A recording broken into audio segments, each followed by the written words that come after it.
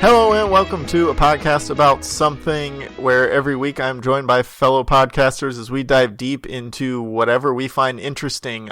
This week I'm joined again by Joe and Luke from the Thunk podcast as we're doing another Seinfeld topic. This time we're diving deep into Festivus. You guys ready? For the rest of us. I love how we're the resident Seinfeld nerds. You guys are. This is great. Yeah, we're very excited. I mean, at this point, if you brought on someone else to do a Seinfeld topic, I would be insulted. I'd be a little insulted, yeah.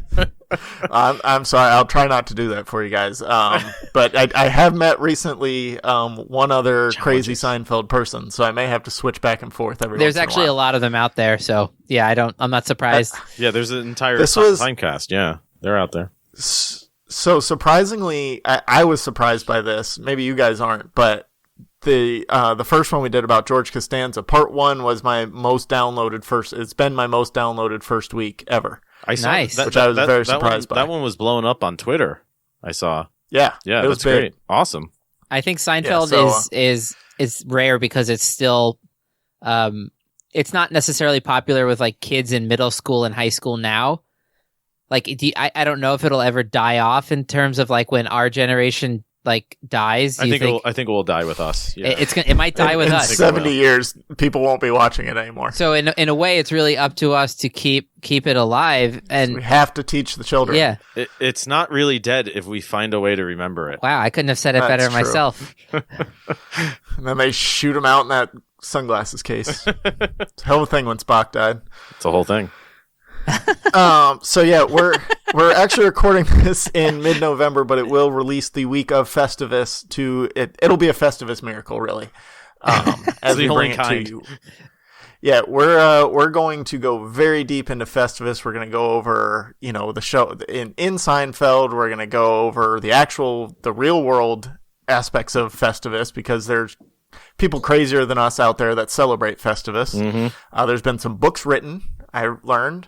So there's a lot to go on, and like we said, I found my my Seinfeld soulmates in you guys.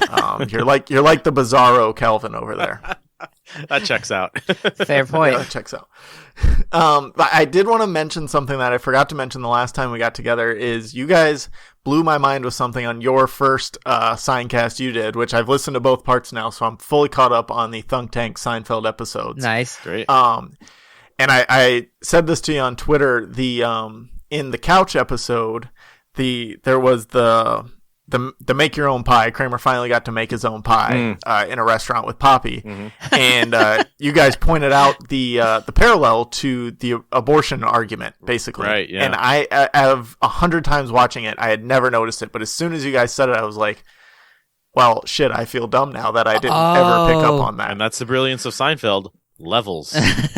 There's levels, Jerry. There's levels. Yeah. So you foreshadowed it. You meant like obviously you knew that episode was about the abortion debate, but didn't realize that the pizza in the oven thing was about that. Right. Yeah, because Elaine goes into it with the furniture mover that she's dating, and they have the big thing at Poppy's restaurant where they order the duck in advance about Poppy was anti-abortion. And, Elaine is pro-choice, When my mother was obviously taken by the Comunista. It's a pizza the moment you put your fists in the dough. It's not a pizza until you slide it out of the oven. It's like, who cares when it's a pizza? Just let him. If you're going to sign up to do a make your own pizza like event at your restaurant, you don't yell at the customer who puts cucumbers on their pizza. Who puts the cucumbers on it? The cucumbers will Kramer survive was the way oven. ahead of his time. Yeah. I kind of thought I was thinking about it now the last time I watched this episode, that it would have been funny if, like, the argument about the pizza went the opposite direction. Like, Kramer was fighting for it's a pizza the minute your fists are like, even the characters inside didn't realize they were having the abortion argument. Right. Yeah. So Poppy's going, oh no, it's not a pizza till it comes out of the oven, but Kramer's, no, it's a pizza the minute you put your fists in the dough. So Poppy is pro-abortion but anti-early pizza, I guess. That's an interesting spin on it. Yeah. Also, it's as the classic Seinfeld thing, which is like, why would it matter when the definition of a pizza is? Just like put the fucking cucumbers on. I like cucumbers on my pizza. Well, would Poppy have been okay with it if Kramer put the cucumbers on it after it came out of the oven? I don't know. That's a good question.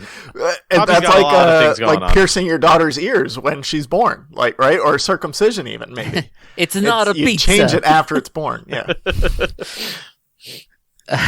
That's a good So point. yeah, I felt like we needed to extrapolate on that a little bit because you guys really got me thinking, and I didn't know there Or was you more mean thought that I thunking. could possibly put into, or thunking, yes. I didn't know that there was more thunking that I could do towards Seinfeld, and you guys challenged me, so I was happy about that. I think we nailed it having my brother as a guest for those episodes too, because Man, he is on point with things. He's scary good with just snap references. he works. too. He works like Yeah. he's a teacher in the day, and I'm pretty sure he gets home right at that Seinfeld is on TV hour. That's dangerous. It's dangerous because you just sit Yeah. there for like an hour. I get Snapchats from him every day, which are like whatever episode he's watching that day.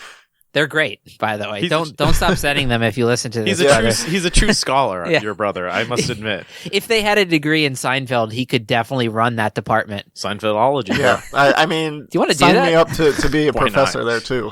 Yeah, like we could all run a. We'll talk about that. Yeah, Professor Yeah. Seinfeld school, Kramericus. Yeah. where children are neither to be seen nor heard. That's a. Yeah, that's a good one too. Yeah, we should do The an Milford. Arrested You can Development always tell episode Milford, sometime. man. Yeah, I've got some in the tank coming sometime. See, it all comes back to the tank. yeah. This Yeah. is it. I've got a lot of ideas in the old noodle here that are coming out. Nice. It's a flat noodle.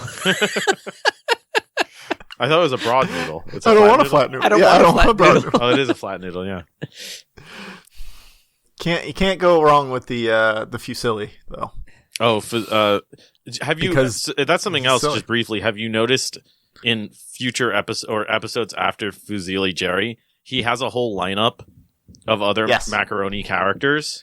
I think it's in the reverse peephole that you can see it the best because they do that fisheye into Yes. his apartment, And you can it's also like on a see shelf it, behind him. You can also see it on the 555 Filk episode. I forget the name of it, but Oh yeah. Where- That's Ramon. No, that's not Ramon. no, that's It's the one. Oh, It's it's the one where George catches Susan going to the movies with Elaine and Jerry. Yeah. oh, because yeah. she tries. It's George she becomes friends divided with them. against himself cannot stand. Yeah. Yeah, George divided against himself. Cannot. We stand. should really know this because this was literally our entire conversation the last time, That's but true. it's just slipping. Yeah, Fair that point. checks out. I had one other comment though. Have you? Because I've been binge watching King of the Hill lately because it's on Hulu now. Ah, Fantastic show. Great. never show. got into it. I should. You would absolutely Damn it, love Bobby. it. You would love it. It's so good. But as I'm rewatching it, ton of Seinfeld references. Really? I Ton don't of know Sein- that I've ever noticed that. And some of them really subtle. Like there was one. That was always like a passive watch for me. It was always on in the background. It was too, and now I'm like really watching through, and I'm blown away. I mean, it's just such a good show in general. It's commentary, but the Seinfeld references are brilliant. Like the episode I saw last night was all about this guy Hank worked with, who was going through marital troubles, and he kept showing up at Hank's home and being like, "Oh, let's hang out." It was classic Ramon, classic Ramon to a T. And Hank would be like, "I guess I got to go to bed," and he'd be like, "Oh, so where am I sleeping?" Like Yeah. classic, Yeah. classic Ramon. And then he comes over and says, "Oh, what are we watching? Everybody loves Raymond."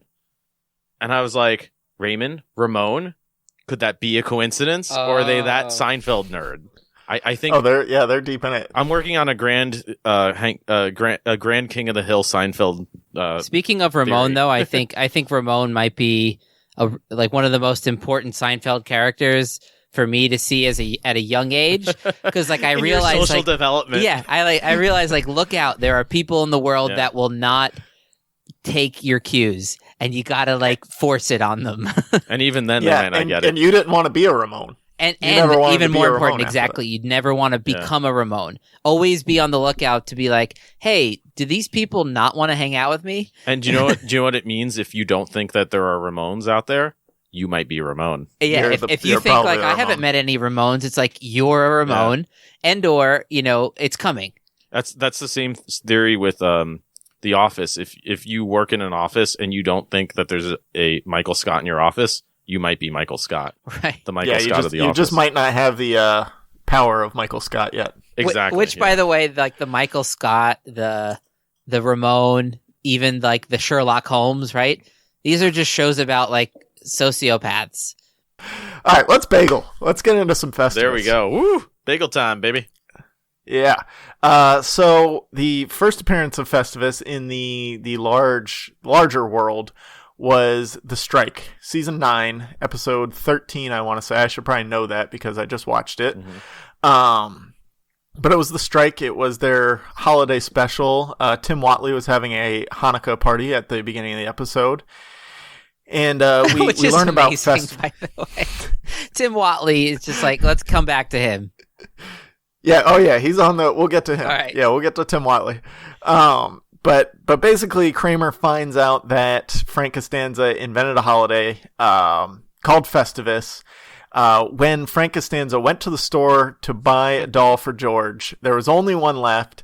And he and another man reached for it at the same time. And as rain blows upon him, he thought there must be a better way. I love that and transition. Thus Festivus was born. It goes from I went to grab the doll. As Another I went to man- reach the last one. Yeah. And then Yeah. obviously the next logical step is to rain blows upon Right. him. There's no like we fought, we exchanged harsh words. There was a struggle. Yeah. Yeah, no. No, but also what happened to the doll? It was destroyed. Right. Like it wasn't.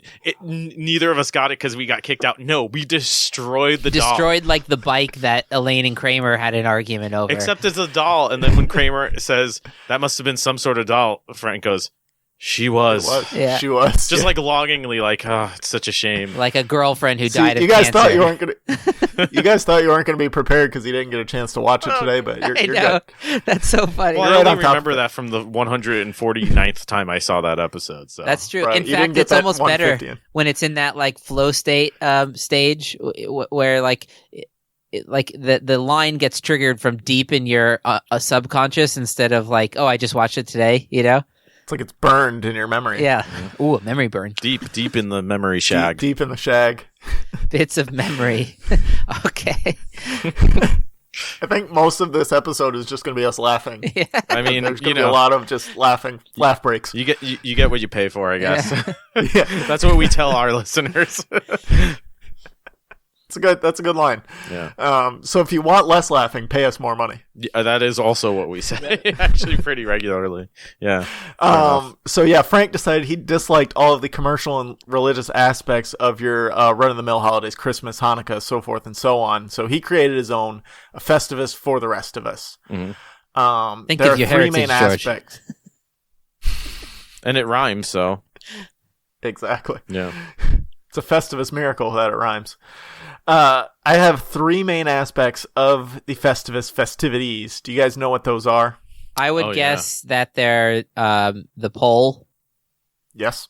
That's one. Airing of grievances. That's two. Feats of strength. Yeah. And the feats of strength. Yes. I got a lot of problems so with you people, and now you're going to hear about them. Now you're going to hear about Cougar. Cougar. You couldn't smooth a silk sheet if you had a hot date with a... I lost my train of thought. Yeah. So the aluminum pole was chosen because it has a high strength to weight ratio. This is true, yeah. That sounds so Was religious, there- doesn't it? Like that's so technical. Whereas like religious holidays usually have something spiritual Well, behind them. in Frank's defense, he does say that he didn't like all the commercial and religious aspects of the other holidays, which is basically any other conceivable aspect of a holiday. Yeah, what is a holiday but for something religious Right, or something? so what are you left with? An aluminum pole with a good height to strength ratio. and a psychotic family that's, you know. Yeah. Well, he But does so still here's- have the tapes. Here's my question. How come... Why do you need a high strength to weight ratio in this You're not in even this decorating situation? it. Yeah. You're not decorating it. The tinsel's distracting.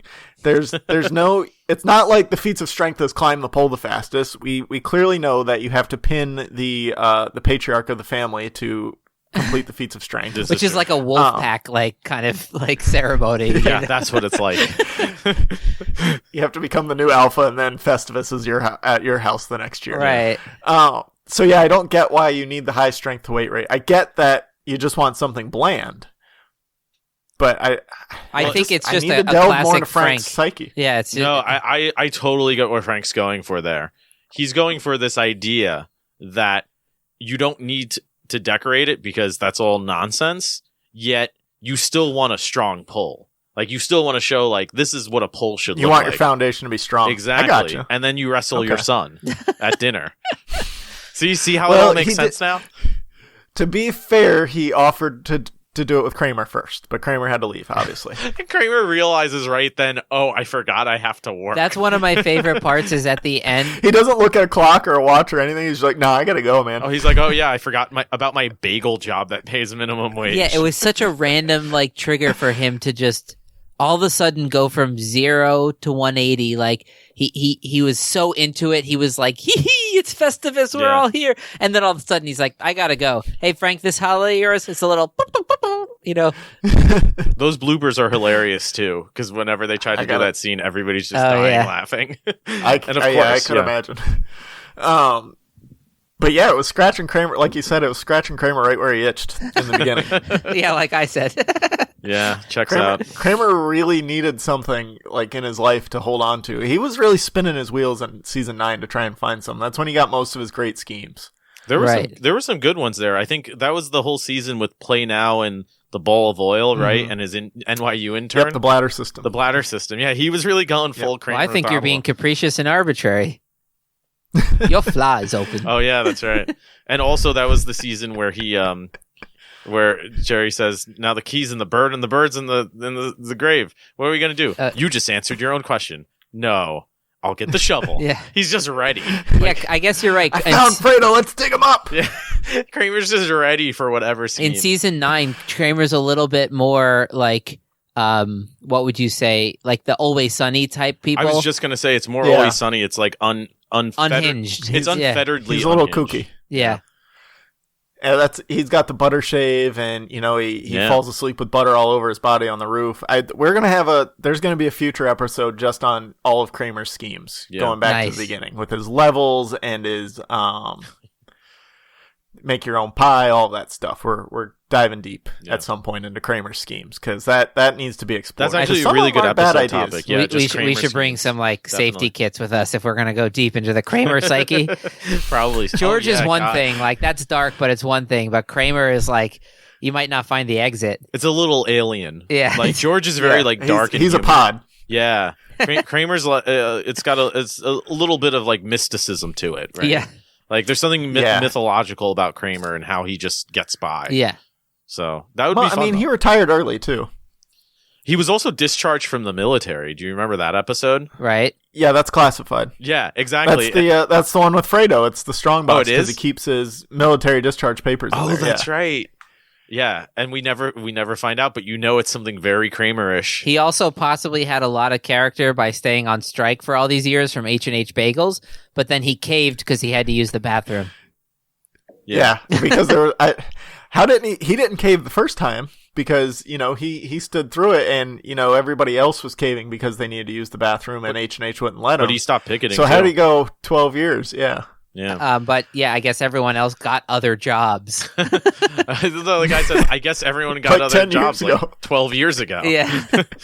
The strike's off. Yeah. It's like, what? It's funny though how that episode it's so iconic, yet there's so many other plots, and the strike is one of them, and that's actually the title of the episode. So many people they just think, oh, that's the Festivus episode. And it's like, no, that's actually not the title. There's of the only episode. about 4 minutes of Festivus Yeah, because there's so much else going footage, on. Yeah, they're only at Festivus for probably, I think it's like you said, the last 4 minutes of the episode, and then there's one instance at the coffee shop and one instance in the apartment where they discuss it with George, and George kind of freaks out. There's also Frank Costanza going to the bagel shop and meeting Kramer for the first time. Yeah, that's one of my favorites because with the pole in his hand. Yes. Wait, he doesn't have the pole yet. That's when he goes to the coffee shop. Yeah. Yep. Yeah, he drags in the pole. Like, slowly, you can hear it, so everybody notices, who's this lunatic with a pole? Oh, it's Frank Costanza. And a tape recorder. And a tape recorder with the family tapes. George, Festivus is your heritage. How and why does he have tapes of it? Like, audio recording tapes. Also, I love the way he says to George, "This is your heritage." It's like Frank has his angry side, but Festivus seems to soften him up temporarily. Like he gets emotional about it in a way. We had some good times. Like he says it like the Vietnam flashback level. Like He softens up his voice and just. But also, why can't he just celebrate Christmas like a normal human? I mean, there's no question that he's He psychotic. tried. Yeah. George, Festivus is your heritage. It defines you. And George says, that's why I hate it. That's why I hate it. Which is George revealing yet again, like, I actually hate myself and I'd rather not exist. That's the dark thing about Costanza. Right. We kind of covered that already, I think. Yeah. Though. But Yes, but it all does stem from Go back his and listen to parents. episode 31. But it does stem from his parents, because the episode when they get divorced, He would have been a completely different person. Jerry says to that Lane, happened 30 years ago. Yeah, too bad, because he could have turned out completely, like, he could have, I think Jerry says he could have been normal. And As if Jerry's normal. But this is exactly it. It's like Festivus is not conducive to raising normal children if your father is Frank Costanza. Right. Like, maybe he was also selling religious tchotchkes in Korea for a time, which, you would think that would get him in a more religious I had a bit of a foot odor problem. I won't take off my shoes. Between you and me. And the face Elaine makes when he says that, she's like, yeah, it's just really? way too much information for her. Yeah, she's not ready for that level of detail. Nobody is. So Frank isn't really celebrating Festivus officially anymore, but he still sends the card to his kid. Oh, that's interesting. Right. You know? I didn't think of that. I would think it's because nobody else is there, so you can't have feats of strength. I feel like he and Estelle air their grievances at each other quite often. Yeah, every day. Wait, so do you think maybe they still put celebrate... up a pole in the corner? Well, he said it was in the crawl space, so I don't think they've been celebrating. It was almost like he hadn't dusted off the official celebrating of the holiday in a while. Yeah. It's like someone like, I don't get Christmas trees anymore or whatever, Right, yeah. Right. We just have dinner or something, Yeah. maybe. So maybe they did a variation of it. I mean, it was Kramer's energy that inspired him to say, let's do it for real the way we used to in the old days. I'll get the pole out of the crawl space. Meanwhile, the old days Kramer were still dipped out just... as quick as possible. The old days were psychotic too. It's like, what are you flashing back to that makes Frank so soft-hearted about it? Wrestling your child son. Well, you got one day a year to tell everybody the way they disappointed you. I think that's important. That's actually not a bad idea. It's like the Purge, with crime, but do it with like spoken word. That's really. I actually, of all the Festivus traditions, it's like, why is that a bad thing to air your grievances? Yeah. I feel like I'd have to keep a notebook throughout the year, though. Like, you just have to write things down. Instead of getting mad throughout the year, you just write things down and be like, okay, I'll bring this up in December 23rd. Remember in July when you poured out the rest of my beer and it wasn't quite empty? Fuck you. Yeah. I got beef from them. I'm going to need you to get me a whole other beer now. Yeah, you owe me 16 beers in interest. No, I think it's a good idea that I let myself forget things. Yeah, that would be that's probably healthier. Yeah. I shouldn't stew on a half a beer poured out for 6 months. Yeah. I don't know. Must have been some beer. Oh, She was. She was. So we've strayed a little bit into this already, but I did want to talk about the other things going on. We've covered the aspects of Festivus. We covered, how it became a thing in the Seinfeld universe, but I wanted to talk about the other things going on in the strike episode. Yeah. The first, let's just start with the A story. That's Kramer at H&H Bagels. He's been on strike for 12 years. Kramer worked bagels? Mm-hmm. Which makes sense for Kramer 12 years ago, perhaps, right? He's just a guy working bagels. Absolutely see Kramer being having a bagel job. And maybe he has working at the bagel spot. What if he has a great deal on rent in the city and he makes enough at the bagel shop? He obviously does, because he doesn't have a job any other time except when he works for Brant Leland. Well, he comes up with enough. That's the interesting thing about Kramer, is that there's instances where you say, wait a minute, if he does this any amount of often, he could probably get by, maybe, like where the subway episode where he, instead of going to pay his traffic tickets, he puts down the money on the horse or whatever. And he does have a gambling problem. That doesn't mean he never won. That's what I mean. That's true. Yeah. I actually calculated it, and I think it was like 18-1 odds, and he had I forget, like, I think he had like $1,000 or something. Yeah, I thought it was like $900 to pay the traffic That's a good tickets. Trivia question. So he probably made close to 20 grand on that. Yeah. And that's in the 90s. You can live on that for a while, so he... Yeah, especially if you got a rent-controlled apartment or something. And totally, he doesn't like buy his own food. He just eats Jerry's. Right. That's yeah, true. what are his expenses exactly? Just that 1 week where he tried to pay his own tab, and that's about it. Exactly, yeah. And it was when he won $20,000 at the track. Do you think Kramer ever contributes to paying the bill at the diner? I can't think of a time where he puts money down. He did that day. Yeah, that at day. the track. After the track. Yeah. So maybe he doesn't win in the that subway. often. Yeah. And then he published a book. He did publish a book. Which, he did the tobacco ad. The tobacco ad, the Calvin Klein ad. That could be fairly lucrative. Yeah, I don't know what those pay. the book got optioned for a movie at one point. That's when he retired to Florida. You know when you get I don't know about getting optioned for a movie, but if you sell a screenplay to like a major studio, which actually isn't that hard to do because usually studios just buy screenplays and most of them they don't turn into movies. They'll either shelve them or they'll take bits and pieces from them. And they'll just take lines. Like I know somebody who sold a screenplay. They buy the whole thing just for one line. They bought her whole screenplay, and they never made the movie. But she said they took one line from it. It was like a monologue, and they edited it heavily. But they took that one line, and she said, "I was like, so like that's it, like was that worth it?" And she said, "Well, it paid for my first house." Yeah. Yeah, that's worth it. So, I mean, one, that sounds worth it, but also, they give enough outs, like plot wise, that we could expect that Kramer has random money at random times that keeps him going. That's what I mean. Like, anything like that could get you enough money to. And maybe he tells himself, like, I am employed, though. It's just I'm on strike. Like maybe that's how he mentally thinks of it. Well, I don't have that kind of dough. Few do. Few do. And then he did maybe he sold his script for his movie, The Keys. We don't know whatever. Oh, that's right. Yeah, he was working on that. Yeah, we don't know. We don't see. He just all of a sudden showed back up. Right. So maybe he sold it and was like, "All right, I'm done." We see like 20 minutes of Kramer's week for like once a week. So it's entirely possible that we just missed that, right? And we rarely see him in his apartment. It's always him coming over across the hallway. And only the few times we've been in Kramer's apartment, it's been pretty crazy. And with Darren's help, we'll get that chicken. Hey, 20 years ago, if you told me I'd be solving the world's energy problems, I would have told you you're crazy. Now let's push this giant ball of oil out the window. Best follow-up line, I think, in the series. Because it just sums up Kramer. It's like, all right. Yeah, I got a 6-hour tape. It should cover the the filling of the ball, the experiment, and the arrest. No, the arrest, the trial, and the conviction, I guess. It's like a good energy. He thinks he's gonna like solve a world problem. Hey, ketchup and mustard in the same bottle. Oh, I like that. Oh, that's good.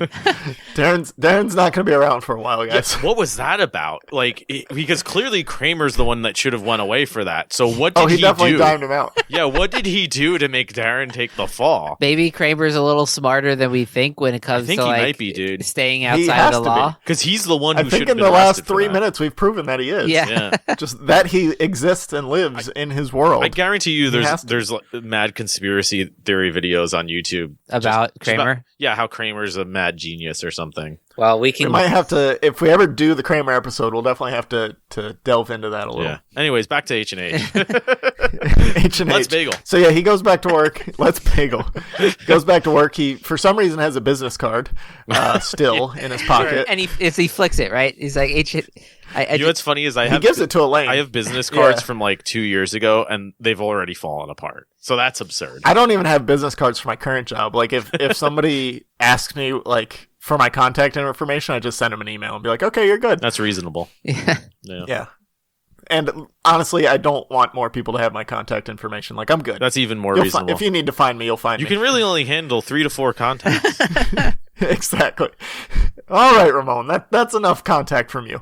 Yeah, exactly. He goes back. I love when he brings the day-olds home on his first day.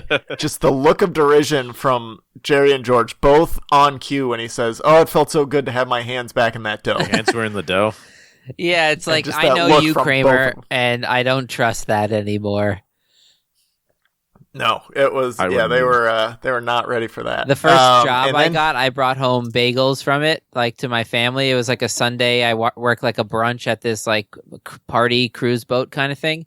And they were like, hey, do you want this, like, bag of bagels? Like, we're going to throw them out. So I get home and I throw down the bagels. I'm like, They're day olds. Yeah, well, no, I said the Kramer line. I'm just like, and of course, I have 2 Seinfeld brother fans. Yeah. You know, they just completed the line for me. That's you know? amazing. Yeah, that's beautiful. Yeah. Almost won't even touch them. We tried to put a few on top, but they test. dig. They dig. They dig. They test. Which why are day old bagels really that bad? All right, so Definitely not. So we live in New York, and I just had a Right. day old bagel. Sometimes they get better. They dinner. age. Like the bagel was I from buy yesterday bagels morning. and I leave them out. Sometimes Yeah. I put the bagels in the fridge and then they last a couple weeks, or like I just leave them on the counter. They last at least a week. Well, with New York, like a fresh bagel from because we have straight up bagel stores in New York. right. That that's what it is. It's a deli too. They have Like everywhere, though. Like if you're everywhere, walking like every around. strip mall where there's Chinese food, pizza, Yeah. sometimes a deli, but just it will say on it bagels. Kind of basically. explains some of the weight problem we have here, too. It doesn't help, but but those bagels they do Lot of go carbs. stale quicker than like grocery store bagels because I guess because they're not preserved in any way. exactly. So they are And they do taste particularly good when they're fresh. they're so good. I mean, I love them. I But could see that. they stalify within a couple days. But the usually. concept But of not one day is nothing. Yeah. just I imagine. think the homeless would still take them. Yeah, I- but, They won't still take take muffin them. stumps, but they would take bagels. They wouldn't take day old stumps for sure. but if part No. of your day is putting decoy fresh bagels on top of a bunch of stale bagels, like, You should probably reassess. yeah, what are you your doing? Situation. You could just put them in the garbage. You don't have to trick homeless people. Yeah, that's true. Why are they trying to trick the homeless people at all? Like, what is the Who guide? gives a Like, shit? Yeah. I guess no. There's no plausible reason. Like really. it's not like the muffins where they couldn't get them thrown out anywhere, right? Like what was the whole point of the muffin tops thing? Like they couldn't throw them in the dumpster. Like I didn't remember why did they have to cart them somewhere else? That's what I like to Kramer know took about them it. around. Yeah, Kramer just took them around trying to take them to a dump, and like nobody understood why they were just stumps. So I think they just kept getting stuck on. And where why are the they tops? Stumps. but It's why not that couldn't they wouldn't take them. why couldn't they It's just just put that them they out got in the stuck on garbage, like right in the New York City shop? Because there was too many of them. Because they had Colin Newman, What is it, the cleaner. closer, the cleaner? the cleaner. Yeah, I love when I try to like figure out like the logical explanation behind a Seinfeld thing, and then I'm like, oh wait, just because it is. Yeah, but also It's because it's Seinfeld. yeah, when they bring in Newman at the end, obviously he can't eat 10,000 muffin stumps with just bottles of milk. Yeah, they bring him in as if he's like gonna crack a computer code and he's really smart, but that's not how. Like, there's a physical limit to even a fat guy eating. It doesn't even make sense. Yeah. You'd be better off just crumbling them up and putting them in the garbage and being like, I don't know. You'd be It's just crumble stuff. Like, like what are you converting them to? Like, It's a dump. Just let me dump it. I don't think so. is this a joke? Not today. That's what I like to know about it. Yeah. Oh god. Kramer's just like, what? So, do you guys remember why Kramer got fired from H&H at the end of the episode? Oh, yeah. Well, the guy doesn't say. He just looks at him as he's twirling his gum out of the dough and says, Right. all right. Yeah. So he dropped the gum in the dough, and I think the guy could tell that he had, because he was like trying to pick the gum out. Yeah, I think he saw him. Was that deliberate on Yeah. Kramer's part? Like he was trying to sabotage them? No, I think I don't think he was so. just being Kramer at that point, chewing gum and making bagels. Yeah. Right. 'Cause that's the thing. which is something you shouldn't do. The stage probably- where all the probably bagel dough definitely. is like in one Yeah. unit. So he ruined the entire And also, batch. you shouldn't try to pick it out. You should throw out the entire dough at that Yep. point. Right. You should just throw it out. Yeah. And also, like, even if you don't drop the gum in it, like, chewing gum elicits just saliva coming out of your mouth. That's a great all point the too. time. All reasons. And he's chewing very profusely. Like, he's really getting in a good chew. So I think if the as guy, if it were the holidays with Lloyd Braun. Right. if his boss had walked in really at any point there, plausibly he could have just said the same thing. All right, Right. you're fired. And then So Kramer's my response. question is, Thank God. how long after December 23rd until that point do you think it was? A day? A week? It might have been that night. It could have been still on Festivus. I mean, how ironic would that be? And that would be very Kramer appropriate. He leaves Festivus. That's something to look for. I didn't to go to his notice bagel if he was job. wearing the same shirt. Yeah, that's actually a really good question. Yeah, if he is wearing the same shirt, because that would be so Kramer to like abandon the thing that he was the driving force behind to go to this bagel job and then just get fired, and then to react by going "thank you" and just walking out, being like, "Oh, thank God, I hate this job." It's like, then why did you do the whole Festivus thing Go and cancel back. it in the first place? That would be such a good Kramer cycle, right? Do you think he went back to Festivus and competed in the feats of strength? Oh, And that's who was a good the champion question. at that point? Did George pin 75-year-old Frank or not? Wouldn't I there be think a you can take him, George. Wouldn't there be a moment where George like just actually gets angry and Be a man and fight your father. Yeah, but Frank Costanza is a powerful voice, but he's like a hunched over like old man. Like you would break him if you fought him. I don't know. And George admits he would fight dirty had he ever gotten in a fight with Jerry. Grind stuff, Like, whatever he it would- takes. Grind grind stuff, stuff, pull hair, whatever it takes. It's also possible that George would win. Costanza, like Frank, would just like clock George square in the face. Yeah, Frank might just. He is a war veteran.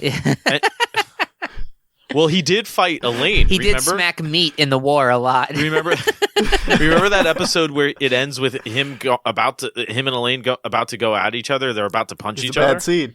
Yeah, exactly. Yep, the little bad seed. kicks. And then the post or the credit scene to that episode, Jerry is walking with Elaine and says, "I can't believe like blah blah, like basically that you fought Frank Costanza." And, Right. and Elaine says something, and Jerry says, "But he's an old man," and she says, "Well, he wrote the check, and I cashed it." Yeah, So, like, I think she beat up Frank. yeah. That's what it sounds like, Oh, or at yeah. least from her perspective, she beat up Frank. Yeah, I would agree there. And I think Elaine's scrappy though. I would take Elaine in a fight, probably with any of the other three of the New York Four. Yeah, because she's I think tough she would and out scrap them. I mean, just the strength she shows when she shoves people is pretty impressive. Yeah, she always has that latent shove strength where at any moment. Well, yeah, she almost kills Kevin with it. Oh yeah, The the Bizarro Bizarro Jerry guy. Oh yeah, that's right. Well, he wasn't ready. He wasn't up to par. It happens. No, Well, because they were Absolutely real not. people. exactly. That's a good point. Yeah. So that's Kramer's bagel escapade. He sabotaged. Well, we forgot to mention they sabotaged the bagel store by busting a steam valve. It's just a little steamy. We can still make bagels. What does he say? Like his first plan to sabotage them? He's like, yeah, they'll be out of business in a few weeks or something. I think that's the steam thing, right? No, that I think you're thinking of from the Millennium when he takes the deskets out of the clothes and they'll be considerably musty in 5 that's years. exactly what I'm thinking But of. yeah, that's like Elaine's 5 not years. thinking Yeah. long term. Yeah. Yeah. Which also is kind of diabolical, even as stupid as it is. Yeah. Like as much as it won't Except- work, he's thinking long term. Yeah, but those clothes will hopefully be bought within 5 years. I mean, they'll definitely be bought. None of it makes sense. I mean, yeah. Well, classic Kramer. Well, they can still make Yeah, bagels, let's not but dive it'll be too much steamy. Yeah. I was in a schwitz for 6 hours. Which let's talk about Elaine with her. So Elaine's got a couple things going on. She's got Yeah. the denim vest, who she gives the fake phone number on the atomic sub card, which she only needs one more sub to complete. One more stamp to complete. And then I'm a you guys- submarine captain. Which is like showing Is there a that hat involved? her Maybe. motivation is going towards a free sub, you know? It's not though. But if she No, it's the applied that picture with the level hat. of Yeah. of, energy towards just like finding new friends, for example, Yeah. like her life would get way better. Fulfilling But career. she found new friends And ruined she it. She can't live among them. Yeah. That's true. Yeah. She's been institutionalized. Well, see, what the problem was when she found the Bizarro World people, like she found the opposite of the Right. horrible people. She needs to find like Yeah. slightly So they're better psychotic people. in a different way because they're psychotically like nice to each other. Like they're just sitting and reading in a group. yeah. Like not that sitting and reading is fine, but it's not something you do with friends over at your house. Yeah, it's a very Yeah. yin yang thing. They showed like, well, It's yeah, the other extreme. the way Jerry and, Yeah. and George are horrible. But if you go too far the other extreme, then it's just like psychotically weird. It's like doesn't. You can't have all good or all evil, bro. And gotta have a Feldman balance. announces himself every time, and Kevin can't figure out who Feldman is from next door. Yeah. It's Feldman from next door. Oh, Oh, yeah, yeah. yeah. Just got to make sure. So have you guys ever completed a sub card? I don't think I ever have. No. I've had probably I tried to 3,000 of once. them. That's Not why a- I don't not do a them. sub That's why I card. don't do them anymore. I had a Speaking of bagels, it was a breakfast Oh, you sandwich did? at a bagel shop. Yeah. I had Yeah. an Indian food one. high-end hoagie outfit like that. It's all computerized. They're cloning sheep now. Yeah, I had an Indian food one once, and then by like the fourth one, I realized I shouldn't be eating this much Indian food. You also realize, like, oh, I'm just doing exactly I love Indian food. what but their marketing wants me to do. Right. yeah, It worked. It's not like And, I'm like- gaming them; they're gaming me. I lose those cards so fast, and like if I ever need to look for something in my wife's purse, like I'll go through. There'll be 5 of the same like places card with 3 stamps each on. Can them. I consolidate like, these? What are you doing with this? Like a loan. Yeah, no. I look. I've eaten 12 subs. Just give me the free one. And a lot of times I've eaten a lot of crap. a lot of times too, I feel like those types of deals, they're so unnecessary too. It's like without that deal, because at the school I work at, they have a cafe and they have the same thing where if you get medium coffees, the 10th one, you get the 11th free, but I don't need a medium coffee. I only need a small coffee. So it wouldn't actually make sense for me to get a medium coffee to get the 11th one. And I feel like it's kind of the same thing with Elaine, where if that deal hadn't been a thing, she would have gotten that first sub and probably been like, this is awful. I'm only ever going to do this again if I'm in like a pinch and this place is here and I need a sub. Next door, yeah. But it becomes an obsession and it's all about the submarine captain hat. Yeah. Captain. Like that's what clearly what it becomes. It just becomes completing. Well, the she task. needs something to focus on, and that's easy. You just eat shitty food. It's not like, hey, let me figure out like how to change my life so I'm not unhappy. Lady, if you want a sandwich, I can make you a sandwich. I want the one I earned. The guy at H&H Bagels offers to make her what seems to me like a free sandwich. Yeah. And she turns it down because she wants the one that she feels like she earned. That is like, she's done as a human by that point in the series, I feel like, right? She has a sharp decline the whole series. Yeah. Like, but that just really drove it home for me where I was like, what, like her life is over. Yeah. Like this is it. She's not getting out. Yeah, and so what about her her fake phone number scam?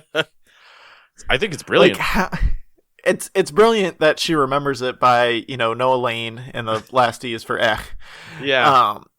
I just, like, she went to a lot of trouble to set up this phone relay by, setting up Denim Vest and then going to the Off the Track and then going back to H&H. And those guys at the betting place were quite disgusting. Yeah, I would have gone on a date with Denim Vest before. Well, that's what's ironic is that she picked the absolute worst place to have a fake phone number go to. She could have called it first and said like, okay, this isn't the place I want. This my is phone literally number to the be. last Let me find somewhere else. Yeah. No, this is different than the pencil guy, right? The guy that orders the pen for her or whatever. Yeah. She gives him I was Jerry's just thinking, number. like, she always seems to get like a very weird people to be attracted to her. Yeah, but that's just being a woman. Like, weird people are attracted to you all the time. That's true. That's chicks appeal, really, is what it is. Yeah. That's definitely a part of it. It's very rare that as guys we get like someone at Penn Station to look at you and be like, I'm going to follow you for a while. Dude, I remember the last time it happened to me where I was at the gym and this girl... You must be extremely good looking. Well, that was the thing. Like, that's what freaked me out because this girl... followed me out and started talking to me, and then she asked for my number, and I was like, "It's a short, stocky, bald man." Yeah, I was like, "What's Noah Lane in what's phone the number catch? speak?" What's the catch? Yeah. And I texted my friend, and I was like, "Wait, is this what?" Because I was like, "I'm not." What'd you do, by the way? I think I just made up a number. Like, really? Yeah, I didn't give her my real number. I was like, "Who the hell is this?" But you can't say it. You can't say it. Why would a crazy woman follow me? That's what. But I texted my friend and I was explained to her, and she's like, "Yeah, that's like every day." And I was like, "Wait, this is just what happens to women." And see, my like, girlfriend, all the time, because it's like very plausible, as English is already her second language. She just pretends not to know English.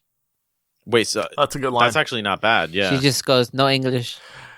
I feel like at Tim Watley's Hanukkah party, Elaine wouldn't have been able to pull that off. Like, because Denim Vest would have seen her interacting with other people. Yeah, you can't pull it off at a party, but like in the city or something, just I mean, we already just if like a crazy I just got back from London and a crazy guy came up to us and I just like looked at him. I'm like, I just shook my head like you don't want the pie? Yeah, I don't want the pie. Like that kind of shaking my head. No. In London? Yeah, he just said like something crazy to me, like, and I was just like, because I didn't even understand him. Oh, because he was speaking in London. Yeah, he was like, and I was like, no. Just say no and no speak English. Yeah. No speak London. Where I used to live in upstate New York, we were very close to the Canadian border, so we'd go to Montreal every once in a while. Nice. And we went to Montreal once, and like this homeless guy, walked up to our group, and most of us did the thing you're just saying. We shook our heads and kept walking at whatever the hell he was saying. He may have been speaking French. I don't know. But my grandpa, like, just stopped and talked to him for 5 minutes, and we're all standing there going, like, all right, what the hell's going on here? Grandpa, we got to go, Grandpa. Yeah, Grandpa, don't. Like, come on. This is a classic trick. You gotta take your pill. That's such a New Yorker thing, too. Like, you know when somebody's approaching and you're just like, keep going. Also, they often come in groups, and then one of them grabs, like, your wallet from your pocket as the other one's distracting you.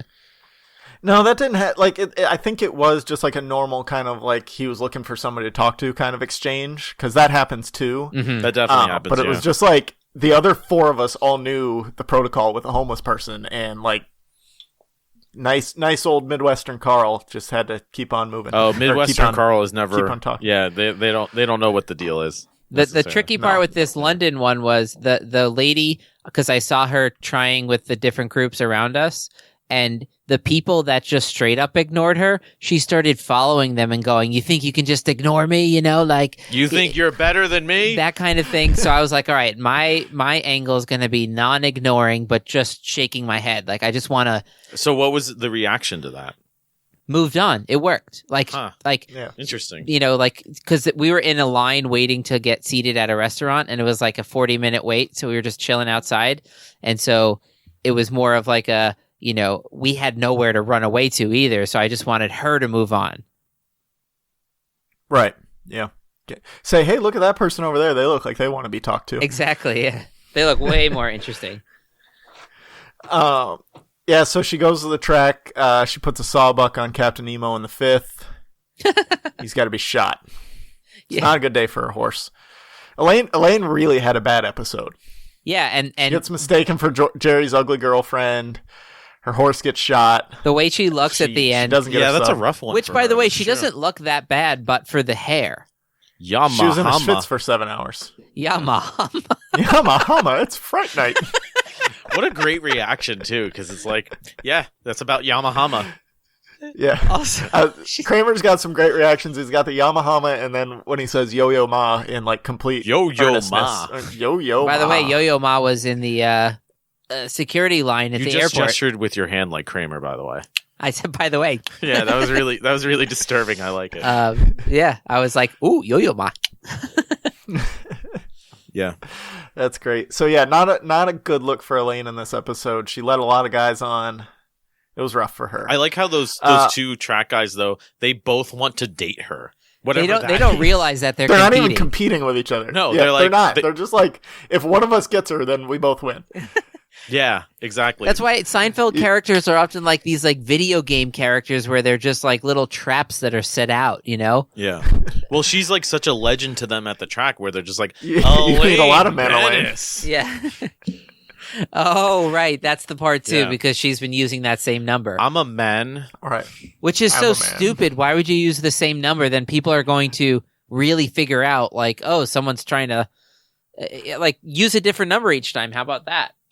But nobody, in her mind, there is no way she's ever going to come into contact with this number. That's true, she could never think of this scenario where she gives the number to a guy, has to track down that guy, and then figure out where the number is in order to track down the guy. Which, fair enough. I mean, it's an absurd scenario. Yeah. In the 90s, yeah. Today, it wouldn't work. Well, today, much of it wouldn't work. Yeah.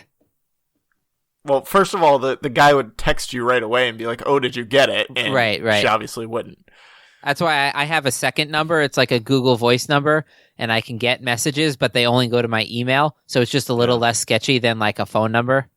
Yeah. Not that I have people chasing me down for my phone numbers ever. That's why I give all these sketchy guest podcasters I have to get on. Do you follow Seinfeld 2000? My real number. No.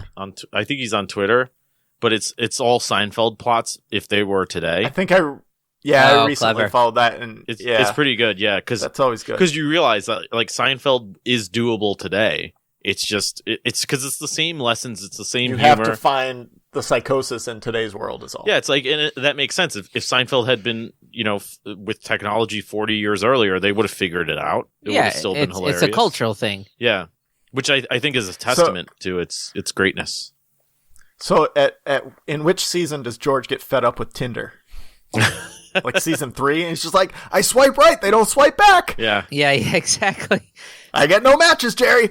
They I would got nothing. They would find a way to trivialize anything that is technologically good about what we have and that they didn't have. Yeah. They would find a way to make it. Well, we saw that in the miserable. reunion episode with the iToilet.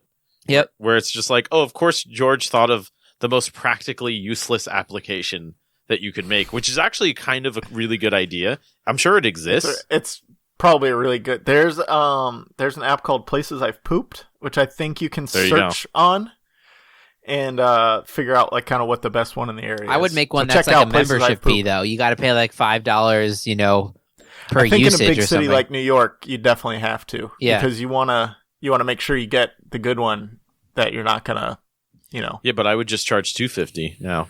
Or Now we're in a whatever price you war. charge would have to go over the numbers, Joe. But What about 6-minute abs? no, 7's the number. 6, you can't even get your heart going in 6 minutes, man. Yeah, it's ridiculous. Come on. Be reasonable. Meanwhile, if somebody has a body 7, bag man. and they're just sitting next to you, like you would notice, The way you carry a body is a lot different than like luggage. Have you carried a lot of bodies, Luke? No, but he can No, imagine. but I've who was it? Somebody You do have a Could be frog golf suit in your clubs. suitcase. Somebody Yeah, at golf one clubs point work. like told me, I guess maybe my brother, because he's like an EMS guy, so like he's carried a lot of unconscious bodies, That Mhm. checks out. Yeah. and they're heavy is the point. Oh yeah. yeah.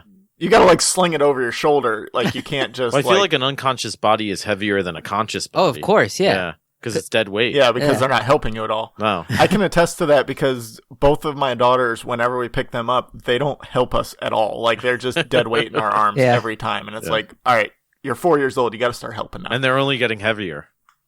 Exactly. Yeah. But they don't know that. No, of course not. They don't care. Even if they did know, they wouldn't care. They're 4. No. They don't refuse pie yet. They just eat Yeah. pie and get heavier. Yeah, that's what I would do if I could get away with it and have people carrying me around. That sounds like a great deal. Yeah, just go limp whenever your parents are out at a party or Yeah, something. sign me Just up. go limp and they'll get me. Yeah, give me a bottle. Get a baby job at bottle of Play beer. Now, and they will give you a Rascal scooter if you limp on both legs. Jerry, you're not gonna believe what happened. You mugged Stephen Hawking. Well, so how was that guy dumber than Cougar? Oh, that's a good question. Like he gave him like he can't see through George's bullshit enough, or is he just that nice where he like is gonna think the best? well, out of Kruger George? also doesn't care because Right, Cougar's just like Kruger's yeah, I don't weirdly care. checked out from life. at the end of what's the episode where he airbrushes George airbrushes himself out of the photo? That whole It's the slicer. that Yeah, whole it's episode. the first one where George works there. whole thing, that whole episode, and at the end, Jerry says, "I can't believe he didn't fire you," and George says, "Yeah, he said he didn't care." Like he just, We don't care, and it shows. yeah, that's our slogan. I mean, That's from the strike. He likes to just spin around in his Yeah. chair and do whatever, Hey He's- George, look 3 times. Yeah. No hands. I kind Because of like yeah, Kruger. because he hasn't. George, yeah, they bring up the motto because George hasn't gone into work for 2 days because he had too many cocktail weenies at Tim Watley's party. Oh man, you went. Which- You just nailed like the 2 trivia questions I had. You just said them because they were That's why you can't bring them from the festival. clearly or not. from the Yeah, strike. yeah, because they were. You better get Googling. I know. I was. Yeah, gonna we'll have say. to go into the archives, Oh man, I'm gonna have to dig deep. dive deeper into the Thunk tank. All right, I can do that. You better text Luke's brother right now. Yeah. He'll come Yeah, up with some good We ones. got a ringer. He's ready. He's on call. Yeah. So Watley's Hanukkah party. It's a scene, man. Let's just talk about Watley for a Ooh. second, shall we? What is Yeah, let's talk about what does Watley. Elaine say it's like? So It's like Studio 54 with a menorah. Oh, my yeah. gosh, he's on point. He nailed I it. just watched it. That one I probably would have gotten. And it's but, not like you um, just watched it for the first time or the 10th Yeah, time. Probably, I've can I watched it guess, for the like 100th time. 57 at least? At least. And you're not I gonna mean, say, like, this one's on a lot. You're not gonna say like Studio 2. No, that's true too. Like if you know Studio and you know Menorah, you can get the middle. The bits. rest is easy enough. So I listened to Brian Cranston on the Bill Simmons podcast. This was probably a year ago. Nice. Yeah, he's And great. He mentioned, because they were talking about like his whole career and how he got to where he was. It was before Malcolm in the Middle. I don't remember. No, well, yeah. I actually watched an but episode I of don't Malcolm in the remember what Middle movie was coming on the out when plane. they had the conversation. Yeah. Well, I've never watched Malcolm in the Middle. That's the other, because the earliest things I remember him from are Seinfeld and Malcolm in the Middle, for sure. Yeah. Well, I remember when I was young, and he was in one episode of Power Rangers too. Oh, as a really? monster. I got to check that out. He was like one of the monsters' voices. He wasn't actually in it. Oh, I see. Yeah, I don't know which. I couldn't tell you which one, but I have been going back through the Power Rangers archives, and it is. Yeah, if that's not the foundation of a successful career, I don't know what is. Kids out there, you listen. So Whatley or Bryan Cranston said he was in 5 episodes of Seinfeld, and like I started going through it in my mind. He's actually been in 6. I was gonna say, okay, that's fewer than I thought. I think it's 6. Yeah, I think it was 5 and 6. Whatever it is, he said one less than it actually is, and I was proud of myself that I could prove someone who was actually in the show wrong with my knowledge. You got to tweet at him, tell him that he's an idiot. I don't. Well, I mean, this was like a year and a half ago. I don't think he'll care at this point. Well, that will be even more psychotic if you do that now. That's true. Yeah. I don't mean to be insulting to dentists or anything, and I'm sure You're a rabid anti-dentite. Raging anti-dentite. I'm sure I don't even mean anything by this, but Tim Whatley is such a fucking dentist. That's exactly what an anti-dentite would say. Yeah, that's clearly anti-dentite. Soon, next you'll be saying they should have their own schools. I'm not going to complete that line, sorry. Because then when does it stop? For the listeners who are still there, they can complete it on their own. If they've made it this far, they can probably complete it on their own. Yeah. You know what I mean, though? He's just like so annoyingly like Whatley, you know, like. Yeah, I think if Newman didn't already exist, Whatley would have taken over that nemesis role, and he should have. Well, he's a little. I mean, he's skeevy too. Skeevy, that's the word. The whole thing where he molests his patients, while they're under the gas. Allegedly. She was buttoning up when Jerry came out of that gas. I don't know what you guys saw, but she was definitely buttoning up. Yeah, but they could have done it like behind him where he can't perceive anything. I think that's probably what happened. They probably just like hook up. They might not have involved him at all. I don't think they involved him. I think that's Jerry's fear.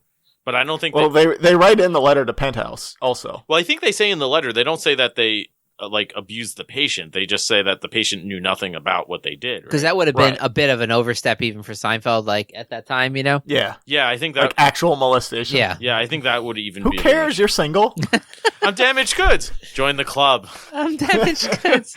I love how Elaine just goes, join the club. Join the club. She's great. Yeah, so Whatley is skeevy. I guess that's the word. He just absolutely. He's a little slimy. Slimy, yeah. Yeah. Well, I mean, he does re-gift and then try to de-gift, and then you got it. Come on. Pole vault a upstairs invite to a Super Bowl sex romp. I know pole vault is wrong. First he re-gifted, then he de-gifted, and now he's using an upstairs invite as a springboard to a Super Bowl sex romp. Thank you, springboard. As if that line was preloaded into Jerry's psychology, like. Yeah, it's preloaded. Like he's used it before. Jesus, that was amazing. Clearly, you knew it. Yeah, you know it better than Jerry. I think that's pretty impressive. Is he thinking at that level? Like, I drop springboard. Pole vault. I'm really mad that I got shown up on this springboard. I knew I was taking too long, so I just had to say something. Yeah. And I knew pole vault was wrong. And there's no way to kind of get a Seinfeld line. You either nail it, she was, or you don't. I would have had to start over at the beginning like 3 times, and I eventually would have caught the momentum and got it. Yeah. Because, like I said, those lines are in your like subconscious. Yeah. It's just you can't deep always. Yeah. You got to let it resolve on its own volition. Except I use momentum. Same thing. Same thing. Yep. So yeah, he's definitely skeevy. So my favorite, by the way, Whatley, is it from this episode where he sees like the ugly side of Two-Face and he looks at Jerry and just kind of goes, eh. Yeah. Like he gives such a great look to him. Like gives like a weird eye roll. Yeah. Well, if you go back and watch it, which I'm sure you will as soon as we're done recording this, now that we've gone through everything. Yeah, probably. When they show up at the same restaurant and Two-Face isn't there yet. Which I don't know her name. I think she actually has a name in the episode. Gwen. That is it. Good job. Yeah. Wait, Gwen. I just watched it today. Bad lighting on the porch. Yeah, I love how Jerry's reaction whenever she goes ugly faces. That scream is great. Yeah. So when they meet in that restaurant, Gwen's not there yet, and it's just Whatley and his date and Jerry, and his date is like this knockout, fake boobs, like just very surfacey, superficial, yes, superficial, like beautiful woman. We don't know anything about her, obviously. She might be a great person. She's probably not. Probably not if she's going out with Whatley. Yeah, that's a fair assessment for sure. Right, exactly.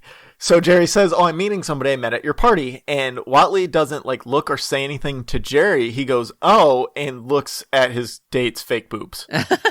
Doesn't he also go like I also picked her up at my party? Doesn't he also say Mazel Tov? Yeah, he says Mazel Tov. Like he doesn't say in a genuine way, like Mazel Tov, that's great. He goes Mazel Tov. Like, well, look at us, two guys doing and the same thing. And that's where he's taking the skeevy look at his date. Yeah, two guys. He's like, Mazel Tov. Two guys who got hookups from the. I think he even like clears his teeth out a little bit. Goes like, Mazel Tov. Yeah.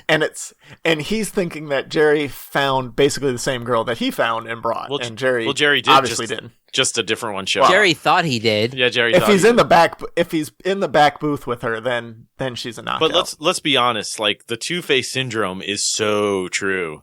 It's so a thing. I've seen it. Yeah. Oh, I've definitely seen it. It's common. A lot of it though is not the way. Of course, Seinfeld dramatized it. No, it definitely. It's more is like if a certain girl always wears makeup, and then you catch them without makeup, it's like like weird angles sometimes play into it too, or lighting. Well, lighting. So like let's say if you put a certain kind of makeup on so that you look really good in a dark club, when you see somebody in like a bright kitchen light or something. It's a little it's very like you see all the pinks and blues and everything that they use. Yeah, I get that. But Seinfeld was like, it's a magic trick. It's like those movie covers where you look and the dinosaur changes angles or some shit. But what's funny is I think that's even more relevant today because I'll see pictures online that people post, and some of them I'm like, that's not what that person looks like. Oh, that's Photoshop, of course. Yeah. Well, it's not even necessarily Photoshop. Sometimes it's just like filters that are applied, right? Like I know, but I can show you what people can do on Photoshop. I've seen it. But I'm saying it's like crazy. They don't even have to go in through Photoshop now. They can just, as they post their picture on Instagram, be like, change these filters, and they filter it. Yeah, right. Blah, blah, blah, the filters, I know, but I was just gonna say they can actually go and there are programs called like Facetune where you like literally, my cheeks are slightly too wide. I'm gonna whiten my teeth a bit because you can zoom in as much as you want. So, oh my god, like the Two-Face you're describing is more like 21st century like crazy shit. That's scary. How insane are these women that are doing that with every picture that they upload to? So I get it if like you're a model and my like girlfriend it's part of your brand tells me all the people that I know who are doing that, and I'm like, that's what's going on. Wait, you actually know people who are doing it? I guess you would. Yes, I'll she tell you the way names different off air. 2 years ago. That's crazy. I need to know this information. That's mind blowing. I remember. Holy cow. She was doing it for someone, like a friend or something, or maybe even her mom. Yeah, she wanted to post a picture with her mom, and her mom was like, "No way! Like that angle makes my hips look super fat." And Yanka's like, "Well, I could just make them look skinny then." She's like, "What?" And she just like opened up this program and like did it on her mom's phone, and like boom. And I was like, "Oh shit, that looks real." And now her mom makes her take every picture of her ever. Yeah, pretty much. That's scary, man. Wow. The worst one that I've seen recently is it's an American Express commercial, which they've got Tina Fey, who's fantastic. Oh, love Tina Fey. She's great. She's fantastic. God damn it, Luke. So you are Seinfeld. Sounds like a great gal. I love her. So in this commercial, like it's very kind of like a close up. She's sitting on some weird chair, and like it's a close up of her face, and they've got it so photoshopped and bright because she's got like kind of these scars around her mouth. Like if you've seen old movies or SNL, with her in it, you can kind of see the scars around her mouth. So they've got her so made up and photoshopped that she literally looks like plastic. And Tina Fey's beautiful on her own. And I think she's in her 40s. Yeah, she's like in her 40s probably. And they try and make her look 20 and like just porcelain skin basically. Yeah. And it was like the weirdest thing. Like she didn't look like a human. Yeah. And I was like, is that Tina Fey? Because it was her voice and it was a commercial. So I wasn't really paying attention. And I'm like, is that Tina Fey? And I look closer. I'm like, yeah, that's her. Yeah. Honestly, I think some guys are just like too dumb to notice that or something. Like I think for a lot of like they're going for like the big filters. It's like if the boobs are showing, the lips are showing, like that's and nobody sees anything else. A lot of guys, it's just, bro. That's what I mean, bro. Yeah. That's what I mean, bro. You see those tits, bro? Well, and this is an American Express commercial. It's not like if it's like a Maybelline commercial, then I get it. Like, look what our makeup can do to you. But bro, you see those tits? Let's go get some as a woman, bro. all you have to do is make sure that the guy can get his hand out of your hair when he puts it in there. Is her hair silky? Is there a hue? There's a hue. There's a hue. Do you think Jerry would have social media accounts and like post things if he were growing up, like if Seinfeld were existing now? Absolutely. Do you think he would post like selfies and shit like that? I don't know if he would post selfies, but I think he would. He would post like, I have a show coming up. That's what Definitely I mean. He would have to be for networking purposes, right? I think he would also I think stalk he would other be more people. of like yeah. I'd definitely stalk people. Simon Bennett's Oppenheimer Taft. Yeah. And he would be a great Facebook stalker. Yeah, he would just. I think he would do his random thoughts. Oh, he would be a tweeter, yeah, to be funny. Yeah, he would be a tweeter. I think George would be on Facebook a lot, like obsessing and about angry. Yeah, Donald Trump or something. Yeah, he would be posting or his Bernie Madoff scheme that he got caught in. He would be posting like those people who write a bunch of paragraphs under a link to another article. He'd be one of those guys. Yeah, it's like, dude, I'm not reading the article or your rant. Like, he'd be read the on comments on your rant because those will be entertaining. He'd be on the Ate the Onion page of Reddit several times. George would be, and that's people who fall for Onion articles. Oh yeah. Oh, I like that. Yeah, he would be that. And the coffee shop conversations would be Jerry being like, "So did you see so and so's new profile picture?" It'd be just like random shit like that. And George would be, did I see it? Of course I saw it. It pops up on my feed. I can't avoid it. Yeah, right. It's ridiculous. Yeah. Kramer would only be... I think he'd be off the grid still. Kramer would be on like Tumblr. He would, and he would have some insane... Posting weird conspiracy theories. Yeah, he would have some insane reasons why he only uses Tumblr. Like... it would just be what works for him for whatever reasons. Yeah. Oh, I tumble. It's like that's what he signed up for in 2008, and he's sticking with it. Still works. Yep. Why not? Oh, I tumble. Elaine. I think Elaine would be off. I think she'd be over it by this time in her life. Oh, I think if the show took place now, she would be on it. I don't think if she's 25 to 35. Oh yeah, I meant you picture their ages in the show, but social media exists. Yeah, you don't think if she was like? I think she would. I think she'd be the one that grows out of it as the show goes. Yeah, she would start out, and she'd be on all of them. Well, I feel like constantly doing. I feel like she would, and then by the end of it, she'd be out. She would also be on a lot of dating app stuff too. Yeah, and she'd be the dating app because that would generate so many horrible just dating stories, which is what she goes through. She'd get set up with denim vests. Exactly. She'd get set up with the guy who can't remember her. It's just an extension of that. Yeah. So it would totally work. And they managed to find a way to be as awful as people tend to be on things like Tinder. The Seinfeld characters do that in the 90s with phone numbers.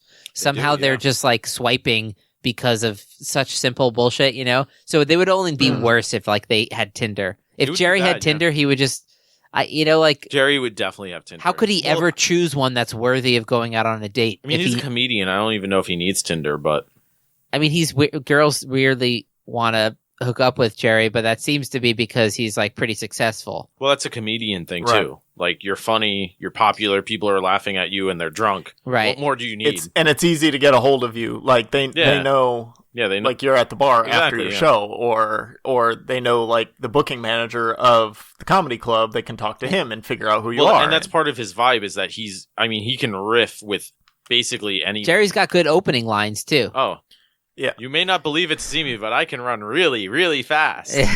That's from the strike. Yeah. Oh, what a coincidence! I'm the one responsible for those crop circles. Which is more of a like Larry David. Tuck on that quality of Jerry in Curb. Like Larry David's mostly George, but he tuck on that quality of like being able to hit on girls because Larry David does have game sometimes in Curb. Oh, he has solid game in Curb sometimes. Yeah, because he's so you kind of have to because you have to bring in those extra characters somehow. Exactly. Yeah. But he also is charismatic. Like he had like he absolutely. Like he doesn't care. Like he's not reserved. Like he says what he's gonna say, which that's admirable. I wouldn't call it like funny when he's like, when Jerry or Larry are trying to impress a girl, like those kind of lines. Yeah. They're almost just so ridiculous that the girl's like, all right, I'll give you 5 minutes, You get like a giggle out of it that leads to, okay, that was funny. That was clever. I haven't heard it before. Yeah. I'll talk to you for a minute, and then you can kind of grow from there. Right. Which I mean, isn't that surprising? Because I hear stories all the time of, my female friends who get asked out, and a lot of times it's just the most bag of bricks in their head type people who are just like, I talk like this. I have not done that much because like most of the dating I've done has been like people I knew already. Yeah. So I didn't have to like them, do a pickup line to start a conversation randomly, It's definitely probably an art though, at least from what I've learned from Seinfeld. It's sort of a confidence thing, I think, but I think it's all confidence. The weird thing with Jerry is like he has game like when he needs it, but he's also like the worst. You mean like what's the follow up to that when he like goes over? What does he talk about? Him, it goes downhill fast. Well, there's not a whole lot of there's not a whole lot of substance. Like when he tries to get after his engagement and he meets up with Mulva again at the coffee shop, and you just catch the end of their conversation. But she says she asks him like, "Oh, what happened with your engagement?" And he says, "Oh, it was like the first mutual breakup," like an idiot. And she just goes, I knew this was too good to be true. There's no change here. And Jerry goes, well, I can't argue with that, but nevertheless. And he's trying to refer to the fact that he was still responsible enough to get engaged. But it's like, you just undermined your own point by admitting that there is no change here. And then she just storms out and he goes, Mulva. And it's like, no, it's your fault. You soulless idiot, you. Like, of course you've gone nowhere, even after all this time. Yeah, so I don't know how we got to Mulva, but reeling it back in here to the strike, we've got one more part of the show, one more plot point, I guess, and that is the human fund. I think we saved the best for last. Forgot about the human fund. Oh, yeah. Yeah, that's a classic. Money for people. Now, what was the gift that George got that originally pissed him off about this? Whatley. So Whatley gave it to him? Yeah, of course. Whatley gave him he donated to a hospital or something. A children's hospital, and George got outraged. But like Whatley, like that's what I mean by Whatley also being a little slimy. Like, because he probably, probably some sort of tax write-off or something. Or he did the exact same thing George did. Oh, that's true. I didn't even consider that. That's possible, but because George got him Yankee tickets, and he gives him something saying, "I gave your gift to someone else." And Whatley's smarter than George, so he's smart enough not to call it the human fund. He's smart enough to just be like the whatever made-up children's hospital. Also, let's say he did George donate. earned $20,000 off the human fund. I thought it was 10 G's. I thought it was 20. No, it was 20. It was 20 G's. Yeah. Really? Yeah. Yeah, he's got to give that back. He could be a kick-ass philanthropist. First thing I'm going to need is a driver. I'd have all this money and people would ask me for it, and if I like them, I'll give it to them. Yeah, how did he think that was going to go? He didn't. That's the whole point. Yeah. Well, I could always just Luke, give it back. Didn't you do a human fund thing one year? In high school, yeah. So can you tell us a little bit about that? I went on the computer. I actually found the picture of like this, like, picture like the outside of a hospital where it has the clip art. Yeah, the hospital staff where like they're all like around the title of the hospital and looking like we save lives kind of thing. And I put that picture with something like around the top of it called the Human Fund, and then just gave that out to people in school. It was like the Friday before Christmas break or something.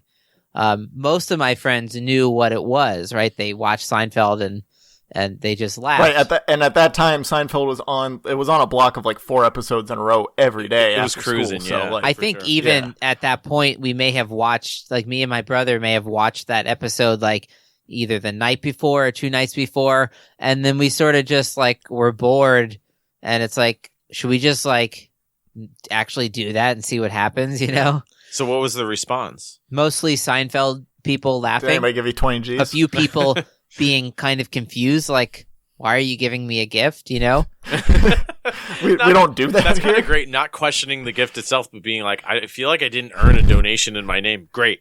Well, Let's go with that. It was sort of like we'll get to You what should the just gift stuff them in is. random lockers. Yeah, just went by and shoved one in each locker. No, it had to be personal. I said, Yeah. and Then it could have been the mystery of who is running the human fund.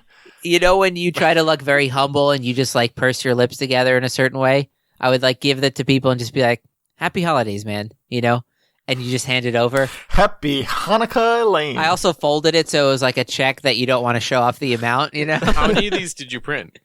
I printed like 50, whatever my printer at home was like reasonably going to print, because you know you could print like 5 per page, something like that. Jeez, that's amazing. Right. And I gave one to, you know, the teacher. I could probably say his name. Who gives a shit? Nobody cares. Mr. I don't remember. What? I'm going to give his name, but you could have just made what one up class at that was- or point. what and just class kept rolling was with it. It started with a C. He was the guy that never taught. Like he just like made up Samsonite. lessons. That could be any of them. Way off. Sammy Slappies. Prickly Let's Pete. start with an S, though. There we go. Oh, Snoopy. Yeah. Professor Prickly Pete. Is Yeah, the guy that had we'll go the with tanning that. bed in his basement. What? He would always brush his teeth in the hallway. You don't remember this guy? No, I don't. Calzetta? Calzone. Calzone. Oh, fuck, I don't yeah. remember his name, but yeah, that guy loved it. The calzones. No, he loved the human fun thing. Because he was a Seinfeld fan. He freaked out. He's like, "Oh my god, this is brilliant." Oh, okay. So that's good. Yeah. To see Ramon? Is it going to see Ramon? Also, what do those two guys at the gym do after work? Do they hang out? Do they have friends? Well, no, because he says tell Ramon that we asked about him, so they know Ramon. Right, but I'm I saying, what do think- they do? I Like, do think they hang out with Ramon- Ramon? Are they jealous that Ramon has a real friend? No, I think they hang out with Ramon. So I think Ramon was the Jerry of their group, and then Yes, Ramon I tried agree. to level jump. Yeah, Ramon tried to upgrade to like and a it didn't take. cooler group. Yeah, exactly. yeah, I Right. think that's exactly what happened. Which is scary that Ramon was the Jerry of the group. That's not great for the group. Yeah. And then the other two were kind of trying to sneak in with Ramon. Like No, I think they they were started just talking to Jerry now. I think they were just clowns because the whole time, like at the end, when they go to see wanted their Ramon Ramon and back. he walks away, they're just like holding back their laughter because they know like they're up to they're clowns. They're just not real. No, they're not real humans. They're just clowns. They don't exist after They're just Jerry left living that room. They didn't Vicariously. exist before, after, and maybe during. They're living vicariously through Ramon about what it would be like to level jump, but they didn't try. Yeah, they Like don't have the Ramon is tools. calling them at night and being like, "Yo, I hung out with Jerry last night. It was off the chain, guys. You wouldn't believe it. We went to a movie. We Yeah. ran some errands. Yeah. Then we took a subway." Yeah. One of their friends is like a fairly attractive female. It's like, whoa. Yeah. That, I don't think Ramon met Elaine. Oh, really? No, Jerry asked her to stick around when he got here. Oh, yeah, And Jerry yeah, said, yeah. "Oh, Ramon, this is my friend Elaine." And she goes, "Hi, And I was she just walked out. leaving." And That's then right. she says, Yeah. "Bye, Jerry." So he very briefly met her, yeah. Nice. Yeah, that's true. Enough point. to brag to his friends like, "Oh man, he hangs out with these hot chicks." You know, like, "Oh, it's so cool. He's got a pad." Like, you know, doorbell, I ring it. Hey, I was in Got the neighborhood. I Superman figured I'd action check you figure. out. Yeah, I was in the neighborhood. Fuck you, Ramon. Yeah, fuck you. Like, yeah, you were just walking by my street, like, and happened to realize. Yeah, come Took 2 on. buses and a train to get here, but Yeah, I'm here. exactly. Yeah. Anyways, it was a Festivus yeah, so- miracle. So, yeah, George hands out all the human funds at his work, and nobody's happy to get them. Like, you can see the looks on their faces with the lady who gave him the cufflinks and everything else. Yeah. And then Kruger shows up at Festivus because George needs a way out of his lie. And Kruger clearly has nothing better to do because he's just slamming his Oh, absolutely flask not. during the whole thing. Yeah. I find your belief on the system Wikipedia fascinating. on the Wikipedia page for Festivus, which I looked into extensively, obviously in preparation for this, Obviously. That's a it serious says topic. like there's obviously no alcohol served at the Festivus dinner because Kruger has his own flask. He's not drinking wine or anything off the table. Oh, that's interesting. So yeah, there's a fun fact for you. No wine at the Festivus Which dinner. is like, Which yeah, if it was perfect. if it was held at the Ross's house, it would definitely have Oh, wine. yeah. It would be flowing. Yeah, for I sure. mean, Frank and Estelle are the kind of people that, like, if they were normal, they might have a glass of wine and Merlot? relax. I've never heard of it. Yeah, they might not even know what wine Like, is. That's a good point. When people say, "Oh, I have a glass of wine when I get home from work and I'm watching my Netflix or something," Yeah. they say they're unwinding, right?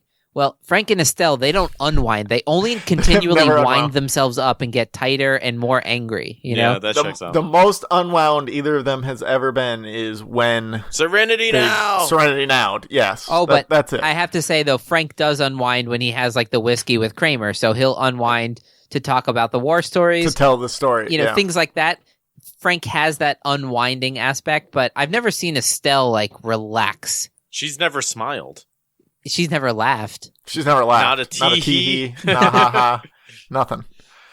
That's funny. Yeah, so then Kruger shows up and Frank continuously mispronounces his name as Cougar, which is just fantastic. Like, Cougar. George has been working there for a couple months and, like, obviously tells him stories of it because he knows he can't smooth a silk sheet if he had a date with a hot babe. Yeah. So he obviously knows they're terrible at their job, but he's Cougar. Cougar. And I wonder too if that's because that's kind of the brilliance. That's something else I wanted to mention. I think Jerry Stiller, he's so fantastic in that role because, as far as I can tell, that's maybe wasn't even written in the script. Like, he just called him Cougar, and I feel like the whole I could see that. I feel like the whole Festivus episode in general. I don't know. That's something to look up, but that might be the last major or even episode with Frank Costanza, because that's season 9, like towards like at least halfway through. I think there's one where the Seinfelds are around also. Oh, really? Because they all, I'm trying to think. Because I feel like Because there's the one where George tries to get them to retire to Del Boca Vista, but I think that's season 8. yeah, I think it's before. Because I feel like it makes sense though, because Festivus. And then they obviously come back in the finale, but Right, that doesn't right. count. But I feel like Festivus is kind of a culmination of all the Costanza insanity. Because like all the other great, like Frank and Estelle Costanza episodes, I know are before that, like the Marble Rye, the Fatigues, all of Speaking Korean. Yeah, speaking Korean. That's all before that. So as far as I can tell, like Festivus is Festivus is the last like great Frank Costanza episode that I can remember. The stop Yeah, short it's his move. swan song for sure. Stop short. But like the way Frank stops my shorts, it the way they show it on the camera, he acts as if like he's just in the middle of the road. There's not even like a car in front of him, you know? Like he doesn't try to like even like it makes no sense. Frank Costanza's a puzzling man. He's a puzzling puzzle is what he is. He's an enigma. He's a riddle wrapped up in an enigma. That's really all I had from the actual episode. I did want to talk about, and we're probably gonna have to break into a part 2 at this point because for some reason when we get together we can't talk for less than an hour. I love that. I blame Seinfeld. I love that we cursed your absolutely. podcast into having to do multiple episodes. I love it. Yeah, it's great. I could do this for 3 hours. Let's just do 3 parts. We've done it before. Yeah. So we'll bounce into part 2. Part 2 will be Festivus in the real world and the long-awaited second act of the trivia challenge. Yeah, that checks out. Boom. Hey, this is an ad about something. Audible, to be exact. Audible is a great way to catch up on all your favorite stories while on the go. Audible includes an unmatched selection of audiobooks, original audio shows, news, comedy, and more from the leading audiobook publishers. I've been using Audible for years on my daily commute to catch up on some of my favorite fantasy stories, including Harry Potter, The Once and Future King, and A Song of Ice and Fire, narrated by the Guinness World Record holder Roy Dotrice. I also love getting Audible's recommendations. Just recently, Audible recommended that I read Armada and Ready Player One by Ernest Cline, and Spectacularly narrated by Will Wheaton. I listened to both of these stories and loved them both because the narration by Will Wheaton just made the stories even more enjoyable and immersive than if I would have read them on my own. So if you love books, I've got some great news for you. Right now, for my listeners, you can get any audiobook you want from Audible for free when you sign up for your free trial of Audible using audibletrial.com/a-podcast-about-something. Again, to download your free audiobook today, go to audibletrial.com/a-podcast-about-something. Thanks for listening.